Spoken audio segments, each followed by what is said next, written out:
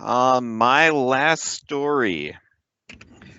Again, in my original twin house, and this place, the garage foundation wasn't flush to the edge of the garage, and there was a little hole right near the where the comes up and down. Ice could get in and burrow down underneath the house. So my garage had a horrible infestation of mice. And during the winter, I would have mouse traps out, and I'd catch a mouse every day or two. There was one that found its way into a vent in the house at one point, and in my bedroom, that same room with the screen door or the screen window, I caught a mouse in the vent right at the very edge of the vent. So there were mice all over. A couple died in the crawl space under the stairs and just smelled the place up for a while. It was rough. But on this particular day, my wife at the time had come home with the kids and had pulled the vehicle into the garage. It was, in the middle of the summer, and they had seen a mouse in the garage, and they were terrified, and they wanted me to take care of it. And I did not have a mouse trap out, and they're like, take care of it. I'm like, well, how do I take care of a mouse?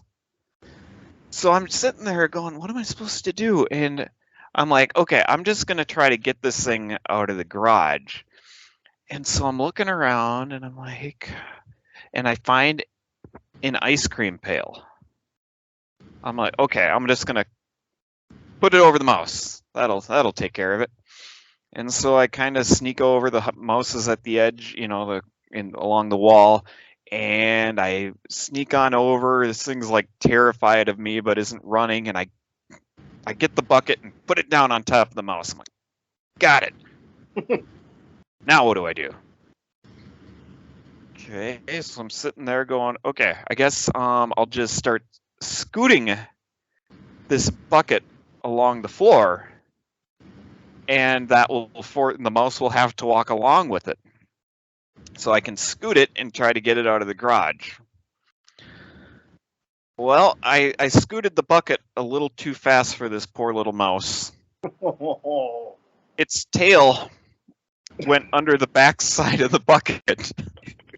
And I kept scooting the bucket, and I hear the thing squeaking in pain. I'm like, oh my gosh, I'm just like, oh my gosh, this is horrible.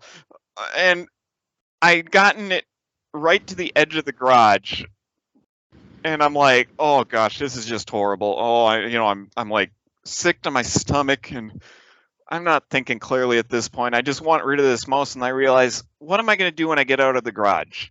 I've got a weird mouse here who's probably got half of a tail left. Even if it survives all this, it's going to probably go right back for that hole that I don't want it to go in, and I don't know what to do.